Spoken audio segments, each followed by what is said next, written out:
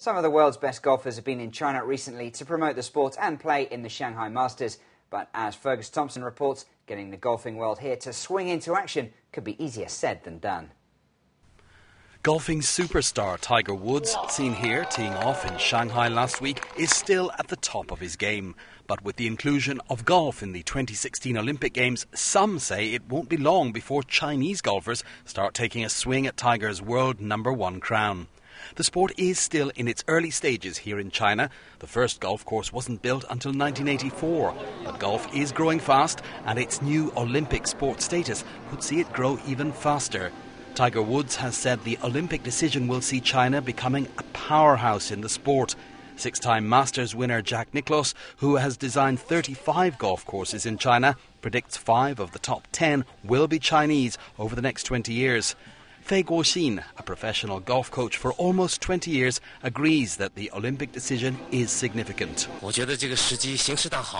It's a really good opportunity. People regarded golf as an entertainment event before, and now more people are willing to learn it. Our government will also have some policies supporting the development of golf in China. Government backing will be essential for the sport to really flourish in China, and one sign of that was the sport's inclusion as a demonstration event at the 2009 National Games. But others point out that Beijing is unlikely to put its full weight behind a sport that needs two things China is lacking: land and water. There are 600 million farmers in China, little spare arable land, and 1.3 billion mouths to feed.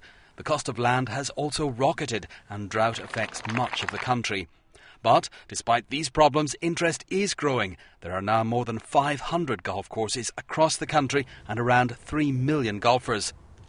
Fergus Thompson, BON.